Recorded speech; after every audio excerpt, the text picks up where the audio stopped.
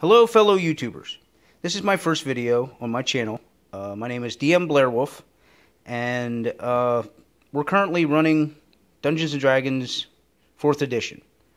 Now we're in the Keep on the Shadowfell, but we're using that terrain, and I wanted to show off some of the terrain that I make. So in between the missions back and forth for that kind of stuff, we ended up going into the Kobald Hall. Now, being in the Kobald Hall, this is a really cool picture, and it's really flat, and it's really small. I once knew someone who actually blew this whole picture up at Office Max and had it made into a great big map with the whole outer border and the name and everything. I mean, it was really neat. I think they actually made it that the squares were 1 inch like they were supposed to be. And then they paid like $70 to have the whole thing laminated. And I mean, wow. That's a lot to go to for a map out of a book. And they make these mats that are flat, and you could draw these rooms out, you know, this one whole room here, over there on that mat, and, you know, and you pay $40 for that mat, and I guess, you know, theater of the mind, I guess you're supposed to be able to imagine what you want to see. But our DM that runs the campaigns that we're on now asked me to make terrain. Now, when I started DMing myself about a year ago, I started making my own terrain. And I was making really basic things. Wasn't all that great. Just some corridors, hallways, stairs.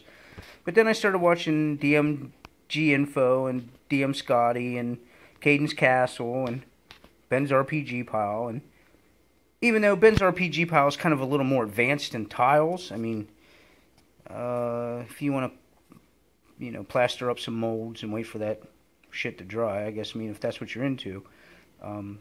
I'm just not. I have a job and kids, 3 of them, so I gotta do things kind of on a more easier budget and more easier to make.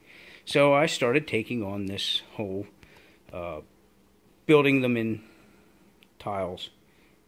Now, what I did was I kind of broke each room down into sections and kind of made them so they come apart. And in that, you can see where it comes together there. And so the ball there in the end's made out of styrofoam, and up through here. And this stuff doesn't fit in cardboard boxes too well, so I have to kind of cut them down to fit. I mean, as you can see, this is like one hall all by itself. And, you know, sometimes it's really hard to figure out where the stuff goes back together. But we made the rooms as simple as possible. Not a lot of detail, but we took the time to use this texture paint to make the snow.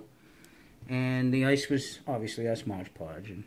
And popsicle sticks for the caskets. And the really cool little, if you can see these here, little trap triggers. Those were pretty cool. The DM actually liked those a lot. He wasn't expecting anything like that. So that was pretty neat.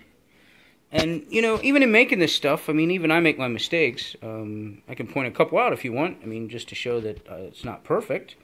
I mean, this hall here was supposed to be flat. The way I read it out of the book, I thought it was supposed to be raised up.